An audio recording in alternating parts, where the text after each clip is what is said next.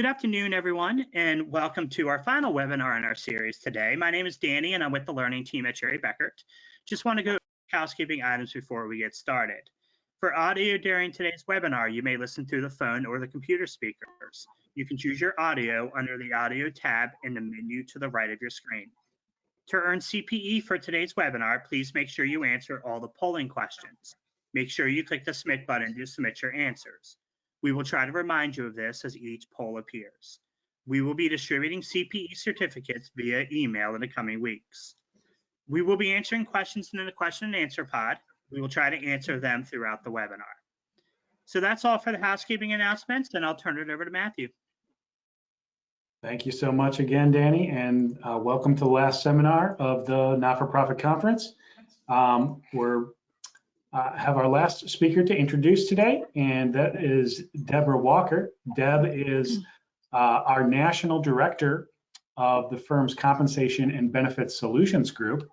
And in that role, Deb provides executives and employers with guidance on short and long-term incentive compensation arrangements, both domestically and internationally, tax controversy issues relating to employment taxes, and compensation items. She also covers qualified retirement plans, health benefits, and including healthcare reform and other fringe benefits.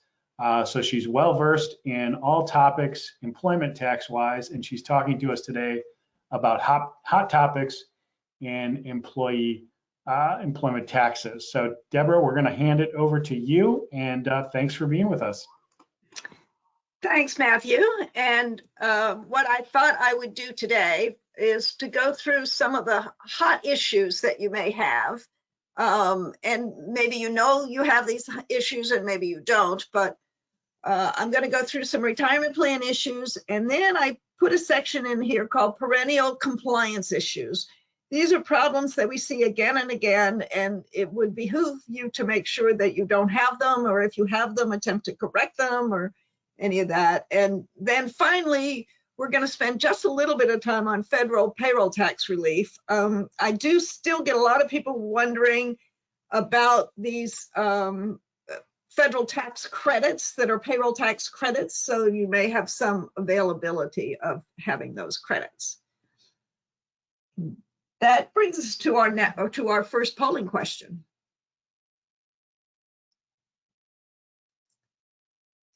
Polling question: I am most concerned about my qualified retirement plan, my compliance with tax and ERISA rules, getting all the federal payroll tax relief that I can, all of the above. Danny? All right, we're at about 93% have voted, so just give everybody a few more seconds to get their votes in.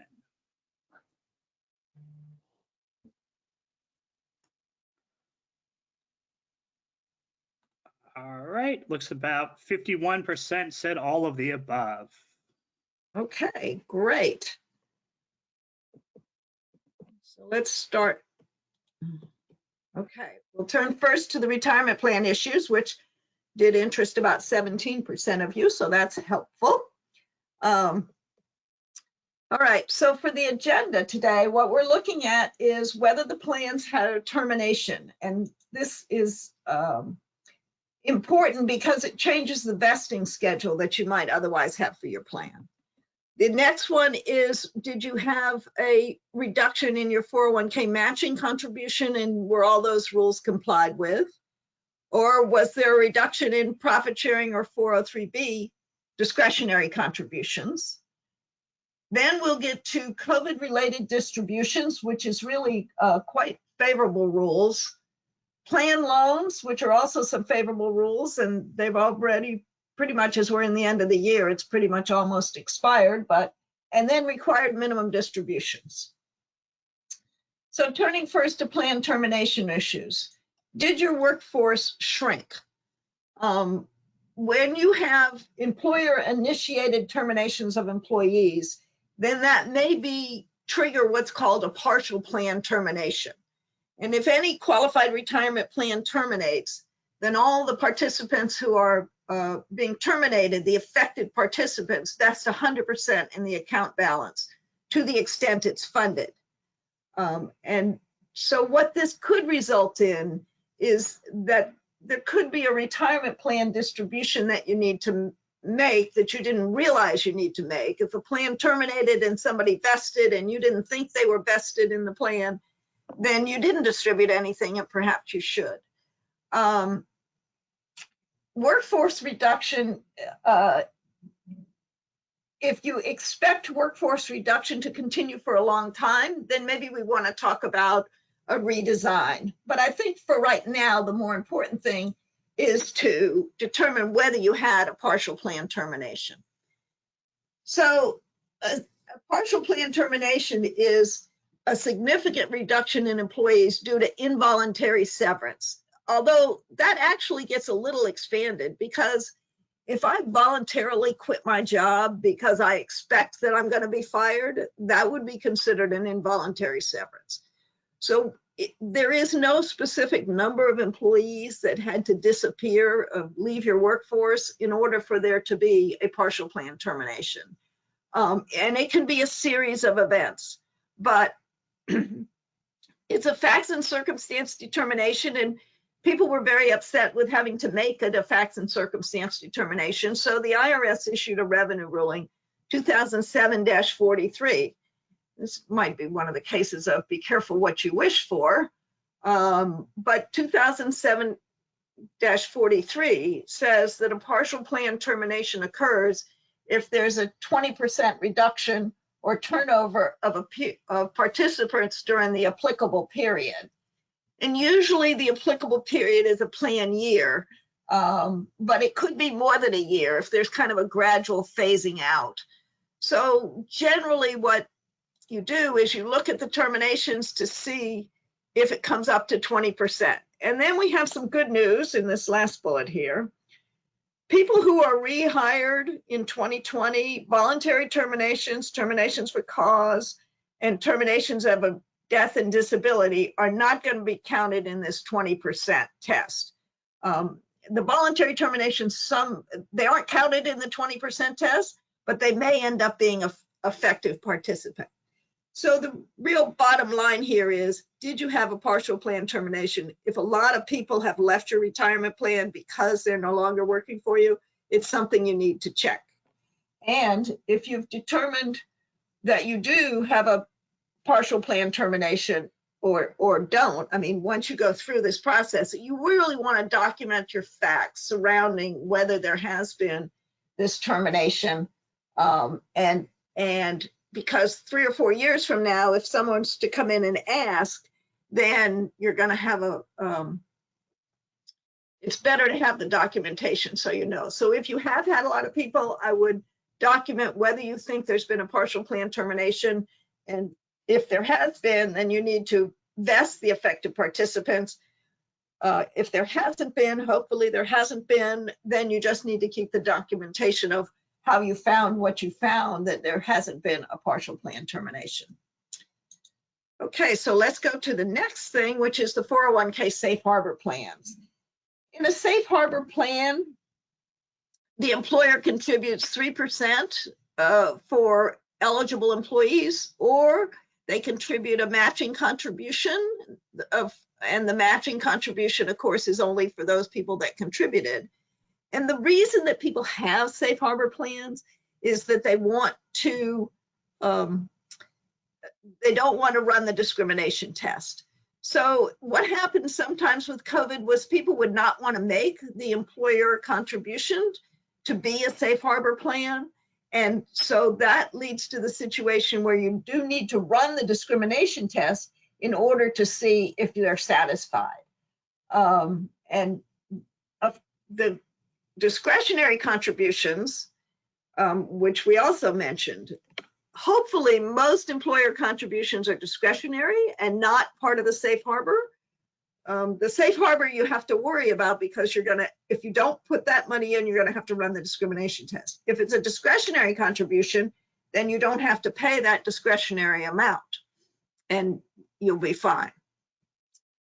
So for the COVID related individuals, this is a really favorable provision because they've the IRS has defined COVID-related qualified individuals so broadly.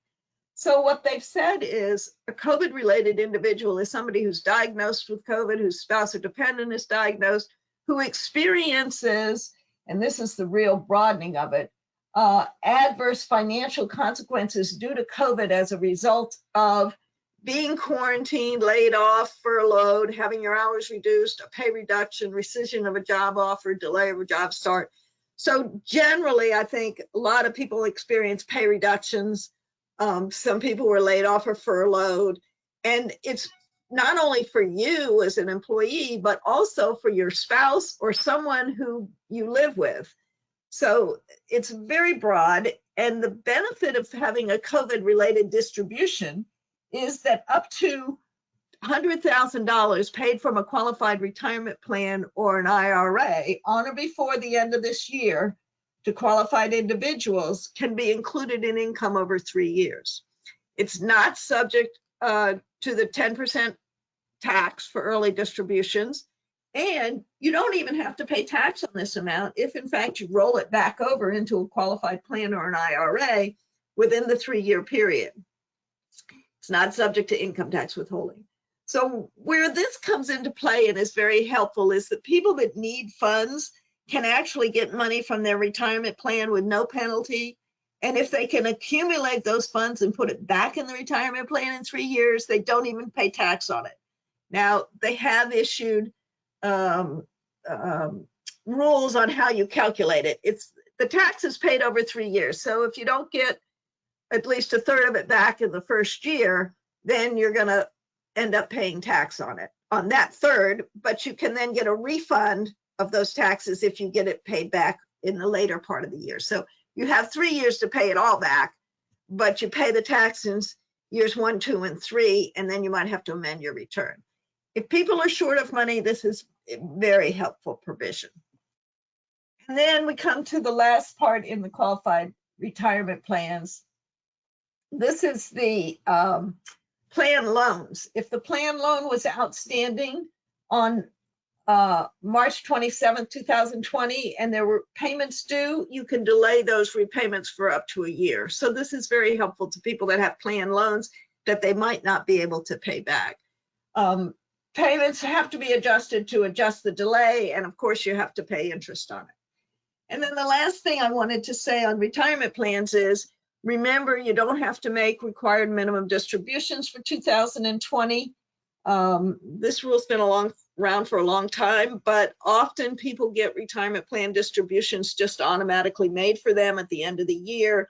If that happens, then you need to roll them over, and there's a 60-day period in which those amounts can be rolled over. So with that, I think we come to our next polling question. Danny? All right, we are launched. So please put in your vote for this polling question, everyone. To accommodate COVID, I reduced profit sharing contributions, paid COVID-related distributions to employees, didn't make required minimum distributions, or delayed repayments, or none of the above. And we'll see. None of the above is a big winner, so that's helpful because we didn't have so much. Hey, Deb. Yes. We did have one question related to the last section that asks, must you have documentation to state that the distribution was specifically related to COVID-19? No, the COVID-related distribution is any distribution that qualifies under those rules. So I think the reason that Congress or the IRS wrote it that way is that if I go to my bank and just ask for money out of my IRA, it can be a COVID-related distribution. So the individual on their individual income tax returns determines that it's a COVID-related distribution. From the employer's standpoint, it's a little bit of a problem because the employer is now going to have to take this money back 3 years later, unless, of course, these people roll it over into an IRA. But no, there's no designation that it's a COVID-related distribution. That's an individual determination. Many times participants won't want you to know that, you know, their spouse had a pay cut or whatever to qualify. Thank you. So Danny, you want to share the poll results? Yeah, they're being shared, and about 78% said none of the above. Okay.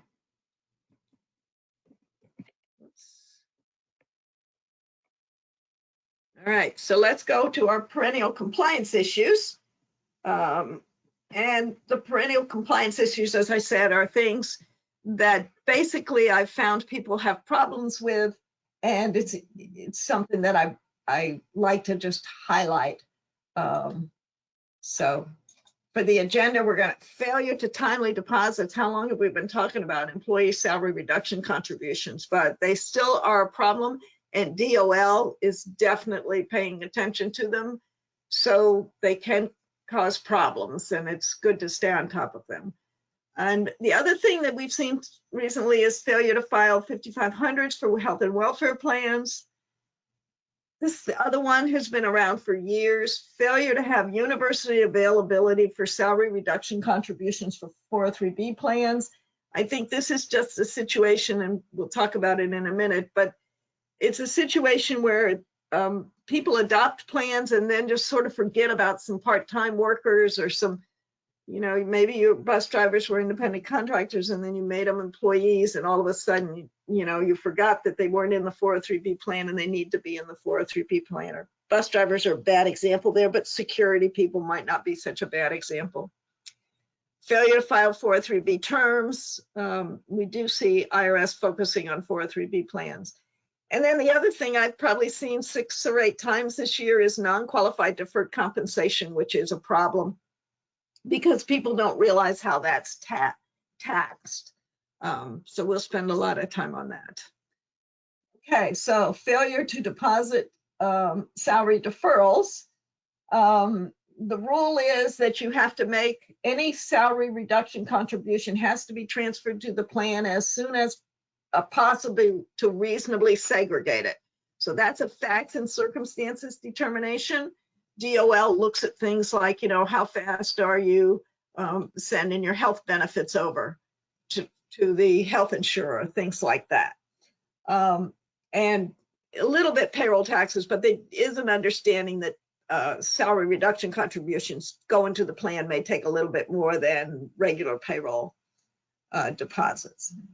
Anyway, there is a special 7-day business rule for employers with 100 or fewer employees. I think the idea here, because of course all the large employers wanted that 7-day rule, but I think people in the Department of Labor felt as if, well, big employers can have the ability to control this and have people pay attention to it. A small employer is juggling so many balls, they'll just give them 7 days to do it and not worry about it. So that special rule for small employers can be helpful.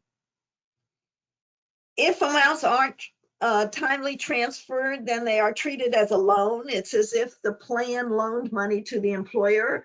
That's a prohibited transaction. The penalty is an excise tax, which I think we talk about here, of 15% of earnings.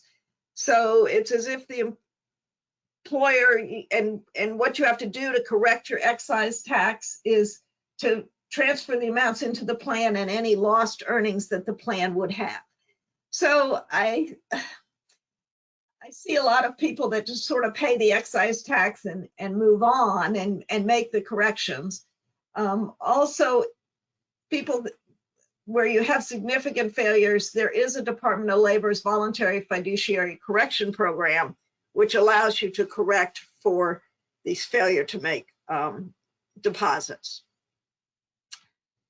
So the next one is the failure to timely file Form 5500s.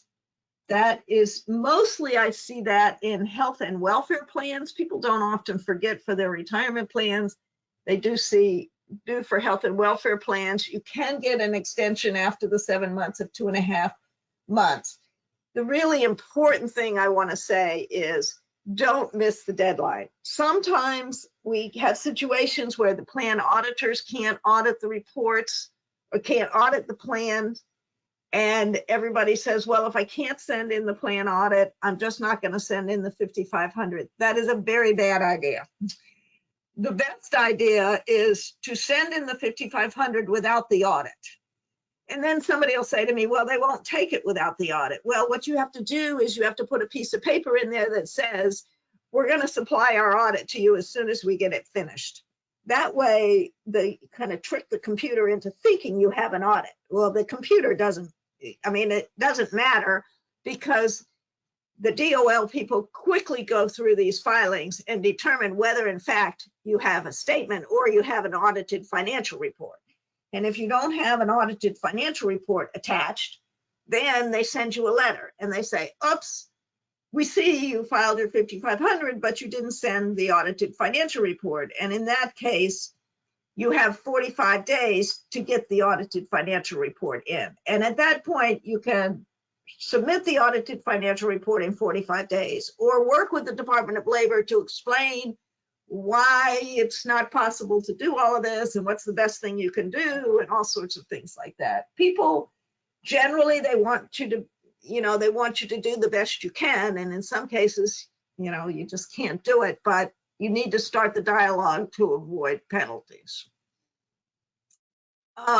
If you have not filed, the DOL's Delinquent Filer Voluntary Compliance Program is a wonderful thing. We sometimes get to new clients and they find their health and welfare plans suddenly became required to file, perhaps because they started to fund their health and welfare benefits in a trust. And so we have to go back 2 or 3 years. And the Department of Labor has significantly reduced fees for going through, if you use this program to file. So if you have a number of years and it's not just can't get the audit done quite in time, you'll want to go through the Delinquent Filer Voluntary Compliance Program. Okay, 403B compliance issues. Here it is, universal availability. So when 403Bs used to enjoy very favorable rules and that they didn't really have a lot of discrimination rules, and there was Congress deemed that not to be appropriate. So they came up with some 403B discrimination rules, which are unique to 403B plans. And one is universal availability. And what that means is that all employees need to be given the same right to make salary reduction contributions. And that's where we see people falling down. So you need to consider, I've just listed a few things here: cafeteria workers, security guards, bus drivers, whatever, part-timers. And then you get you need to make sure they have the right to contribute to the plan. They do say here, note that I say in the very bottom, you can exclude people that normally work less than 20 hours a week. But then, yes, so that's good, but this is only salary reduction amounts. I'm not, the risk you run is that pretty soon that guy that normally only worked 20 hours a week is going to be working more than 20, and then all of a sudden you find yourself, you violated the rules. So it's something you should check pretty regularly, I think, because there's so many people that somehow fail this rule. Now, the next thing I did was and I got a lot of this stuff from the IRS websites on what do they find as problems with 403B plans. And one of the big things they look at is the written plan document. And what you have to make sure is that what your document says is what you're doing. And so it's not only that the plan has to specify certain things, then the plan has to operate pursuant to what it says and according to the rules. The next thing is, it's hard to believe, but yes, we see total salary reduction contributions. Maybe people changed payrolls in the mid-year and somebody didn't pick up something, but we see salary reduction contributions that are in excess of what the allowable amounts are. 19,500 or 26,000 for somebody over age 50. Or we see somebody, they just don't cap the contributions at the 57,000 for those that are under 50, or 63.5 for those that are over 50. So that's a pretty simple thing to check when you look at your demographics, just to see if somebody has exceeded. And it's surprising how often we see this as a mistake. The next one is that compensation taken into account in the plan cannot exceed 285,000. That's for any one person. So basically what they're doing, Congress does there, is they're just saying you can't, because so many contributions are based on a percentage of salary. If you have compensation of, they cap the compensation so that the very highly paid people don't contribute too much to the plan, or don't have contributions of too much paid for them. The next one is that loans, and we see problems with loans constantly, is that they can be no more than a specified amount with certain required repayment terms. And so this is something I would check almost annually, that somebody hasn't made a mistake in how they're making loans out of the plan.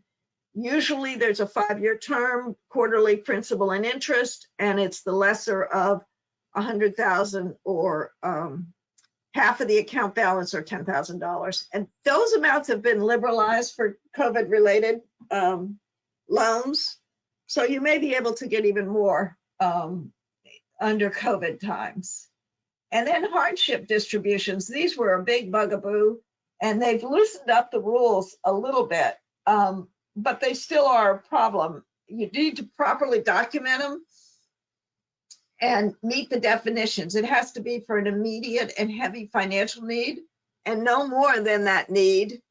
And there are some safe harbors. So, you know, I see a lot of people who don't bother with hardship distributions. And yet, on the other hand, the fact that you have hardship distributions in your plan makes it people more willing to contribute to the plan. So it's sort of a business decision as to whether you want to be bothered with both loans and hardship distributions. But I can tell you lots of plans have them.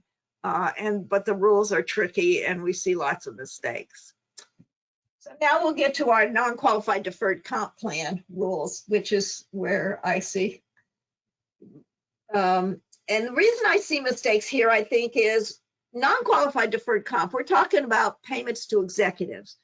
So, you know, the president of the tax-exempt organization, executive director, or a headmaster, or somebody, and they don't realize that the strict rules that apply to these. One of the things I've seen problems with recently is that people were changing the payment schedule. So in the second bullet here, I say it's important not to accelerate or delay payments for income tax purposes. And I can't stress that enough. The non-qualified deferred comp rules apply to everybody, and then there's special rules for tax exempt people. But those rules that apply to everybody, including tax exempts, is you can't accelerate distributions, and you can't delay distributions once you've set them. Now, you can delay them if you delay them for 5 years and you do it 12 months before they're due. But generally, these are things, when any of this happens, you need to get advice to be sure that you aren't running afoul of the rules. The penalties for accelerating or delaying is a 409A violation, and they're significant. Now, the first bullet is also something that we miss, is that amounts are going to be taxed when they're no longer subject to a risk of forfeiture. And this is often before payment is made. That rule applies to both income and employment taxes. And you can correct it by amending W-2 forms and employment tax returns. But people just don't seem to realize, because cash isn't going out the door, that when these people have a vested benefit, that they need to pay tax on that. One of the things that's tricky is the third bullet down here is, if you're going to have tax withholding and cash payments aren't being made, you have to figure out how you're going to get the cash in order for the deposits to be made, the withholding deposits and the employment taxes. And usually what you can do is you can get it from other wages. You can get it in some cases from a loan by the employer to the employee to make those payments. Or the employee can just write the employer a check, and then the employer will have the cash to make the withholding deposit. We do actually see a lot of checks being written for these deposits. And finally, tax exempts are subject to, as I'm sure you know, this 21% excise tax for the highest paid executives for involuntary severance and amounts in excess of $1 million.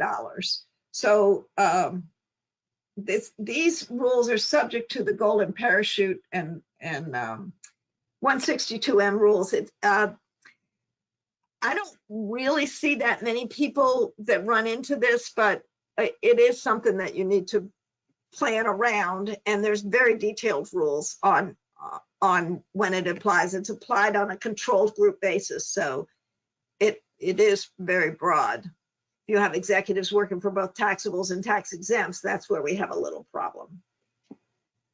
Okay, so what should you do if you have or think you might have these non-qualified deferred comp issues? You need to review employment contracts, and any amendments to the contracts, you should just, red light should come on anytime somebody says, oh, we amended this contract, because you really need to get advice as to whether that amendment was permissible and whether, and what to do if it wasn't permissible and how to pay tax on it. Then the other thing I see, it's interesting to me that people don't always take full advantage of tax preferred opportunities for tax exempts, because we have 457B plans that tax exempts can adopt. These are just for executives, but it's in addition to the amounts they put in a 403B or a 401k plan. So the 403B and 401k plans have the same limits, but the 457 is an extra limit. So you can almost always, if your executives want some kind of extra retirement, the 457B is a tax preferred way of doing it, and should not be overlooked. And I think too often it is. Directors can also have salary reduction deferrals through a 457B plan. So your directors can forego their salary and put it in a 457B plan and get paid it later and taxed on it later. 457 does not have the same tax problems that we talked about here, which are taxed when no longer subject to a substantial risk of forfeiture. Those are 457F plans. So you want to make sure you're taking advantage of both 457B, which is tax preferred, and 457F. Now, I won't harp as long on the governmental excess benefit arrangements under 415M, although they are really very favorable. I frankly don't see many of these 415M plans. We do see a few. So if you have executives in a governmental plan, they may be able to get even excess amounts. And basically, as I remember it, it's no limits apply to this, but you have to be able to meet the requirement that it would be an excess benefit plan. It is worth looking into if you're a government and your executives don't feel as if they're saving enough for retirement. So with that, I'm going to take a break and let Danny go through the next polling question.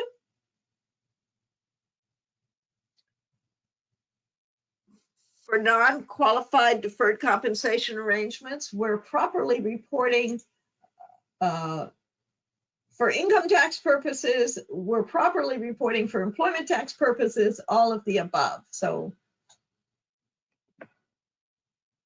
do we have the polls open, Danny? No, we do. I can see. And it's great. Everybody seems to be complying. That's wonderful.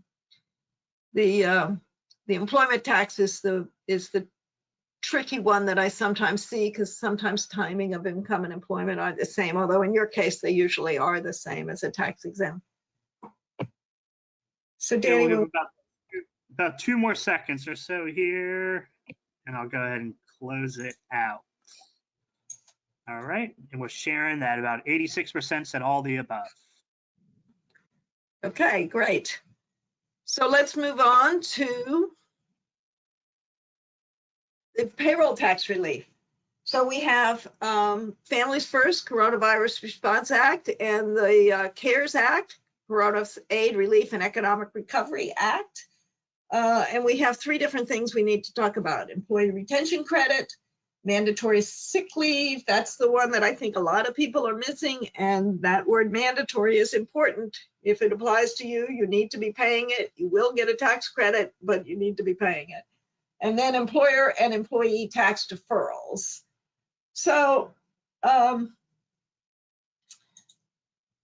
employer tax relief, this next slide here, if you have fewer than 500 employees, then you're subject to these mandated family medical leave and the mandated paid sick leave, which we'll talk about in a few minutes. But mandated family medical leave is 2 weeks unpaid, 10 weeks paid. Mandated paid sick leave, which can be paid for family medical leave issues, is the 80 hours. So family medical leave is really 12 weeks of payment. 2 come out of the sick pay and 1 comes out of the family medical leave. And I laugh to myself every time I think about this law. Mandated paid sick leave. For somebody who got coronavirus, they give them 80 hours of sick leave. You got to be kidding me. It just shows you how little we knew. This law was passed on March 18th, how little we knew in March as to what we were really getting into. And then there's the CARES Act that came on March 28th, and that provided for PPP loans. And if you did not qualify for a PPP loan, you could get employee retention pay, and everybody also could get payroll tax deferrals. So we see in that 10-day period before the passage of these 2 laws, much better understanding of the help that everybody needed given the pandemic. So for the employee retention credit, I really wasn't going to spend a lot of time on this. You can receive remember, if you don't have a PPP loan, you can receive a refundable payroll tax credit equal to 50% of qualified wages paid after March 12th and before, and by the end of this year. Now, you have to be an eligible employer. So I have run into people that aren't eligible employers and did not get a PPP loan, and they would not be eligible for the credit. But in a lot of cases, especially country clubs and things like that, couldn't get PPP loans because they weren't charitable, then you end up being able to get this credit. You are an eligible employee if you have a partial or full suspension of your business due to governmental orders related to COVID, or you have a significant decline in receipts.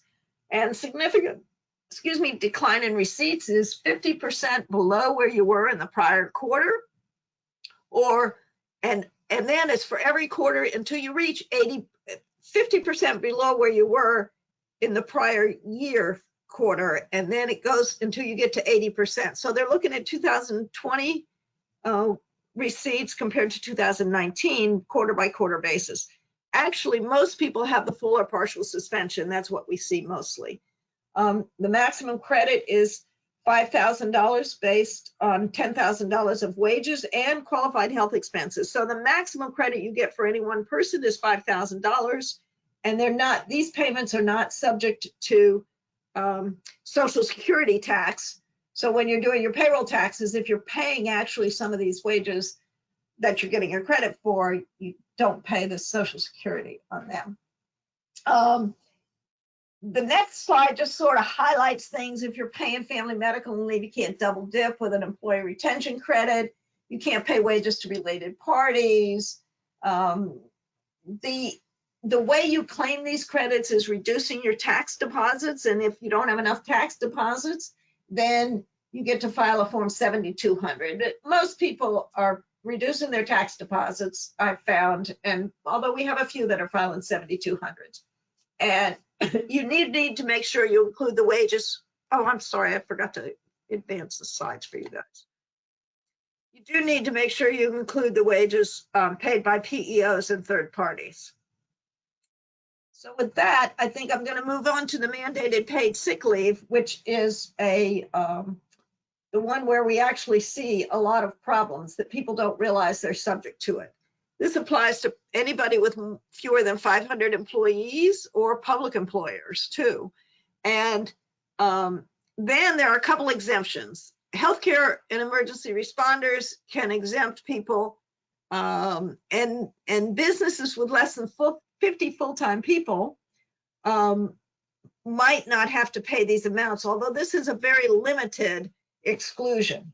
So a lot of people say, well, I'm not subject to family medical leave, so I must not be subject to this mandated paid leave. They're not subject to family medical leave because they have less than 50 people, but in fact, they are,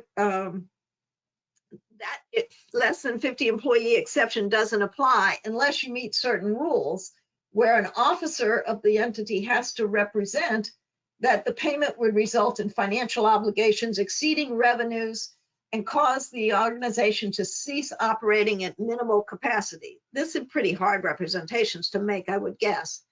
If the people claiming the leave would entail substantial risk to the organization because of their skills, knowledge, and responsibilities, or you just don't have enough workers to do what you have to do and operate at a minimal capacity. I've very rarely seen people that can fall into that exception. What is this? A mandated, again, mandated paid leave you have to pay? It's only on 5 conditions. Somebody who got COVID, somebody who's self-quarantined because a healthcare provider told them to, that they're having symptoms and they're seeking a diagnostic, they're waiting for their test results, or you're caring for one of those people, or you're caring for a child whose school is closed. Vast majority is paid under caring for a child whose school is closed, and there are really pretty strict requirements as to what to do with that.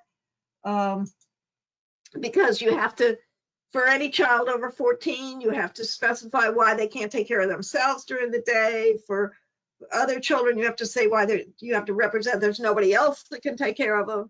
But once you have those representations made, this is a payment that you need to make. And again, we talked about a little before, I mentioned for sick leave, you pay 10 days, 100% of salary up to $511 a day. And for taking care of someone with COVID or with a child out of school, $200 a day, up or 2/3 of wages. And the employer can't require somebody to take anything other than this mandated sick leave first. Once the employer has paid mandated sick leave, you're going to get a 100% tax credit for it. So there's no reason not to pay it. Your government is going to refund you the money through a tax credit.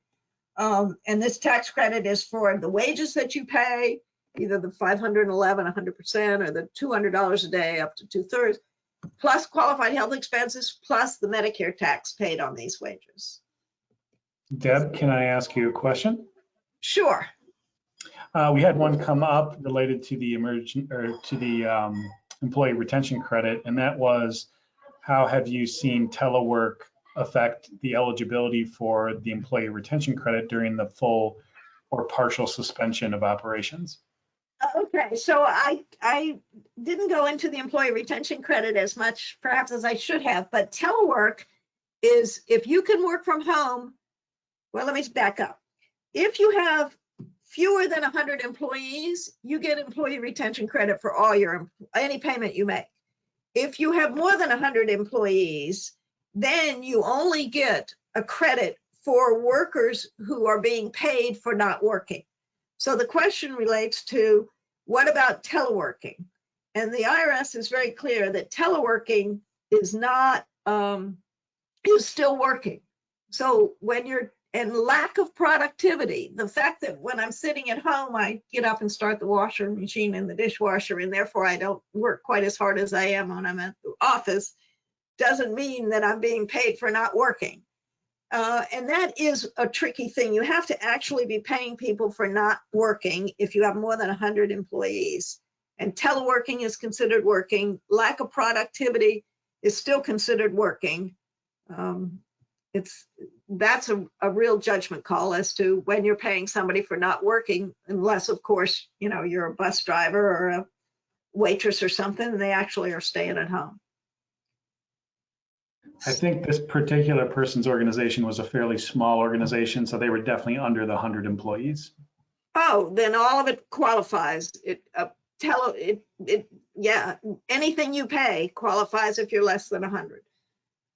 And so you should, and if you haven't claimed those credits, I mean, either the mandated paid leave credit here or the employee retention credit, you file an amended form 941 for the second quarter and claim those credits. And we're doing a lot of that for clients, because this law was passed in the end of March, which was the end of a quarter.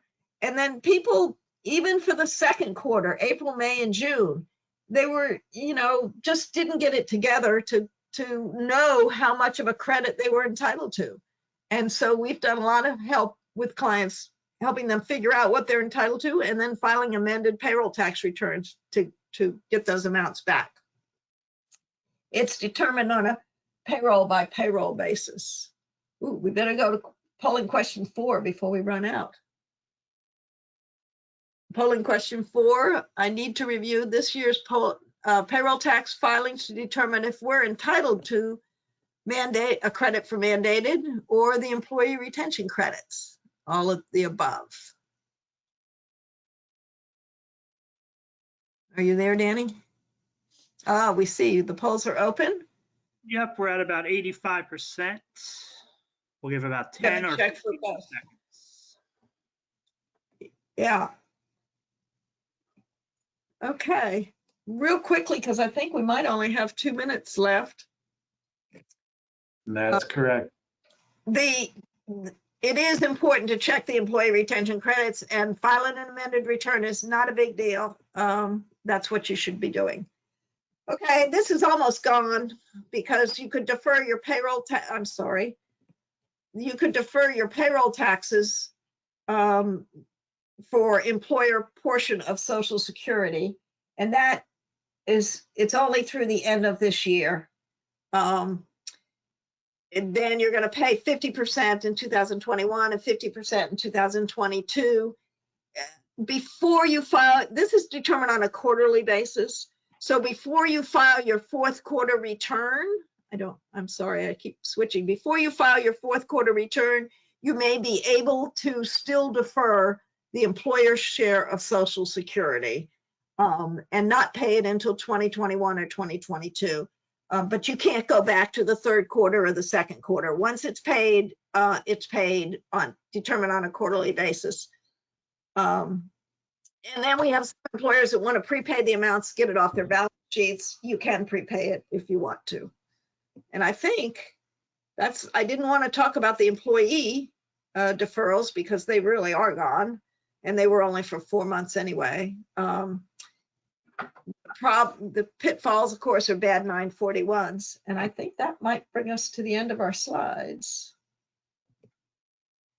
Do we have any other questions? Matthew?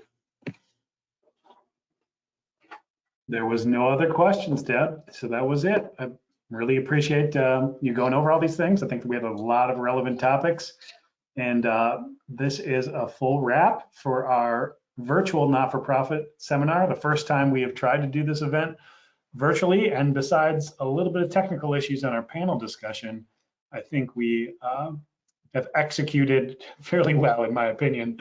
So we thank everybody. As a reminder, you will be receiving sort of a thank you exit email. It's going to contain links to the recorded versions of all these sessions and also to the PowerPoint presentations as well. And anybody who has presented, we are happy to help you work through any issues that you're trying to work through, and feel free to reach out to us at any time. But we want to thank everyone for sticking with us through these 2 days and 8 hours worth of sessions. And I realized I never turned my camera back on. I apologize for that, but here I am. And once again, thank you to everyone. We will sign off for now, and wishing everyone a happy holiday and a good new year heading into 2021. So long. Thanks. Bye.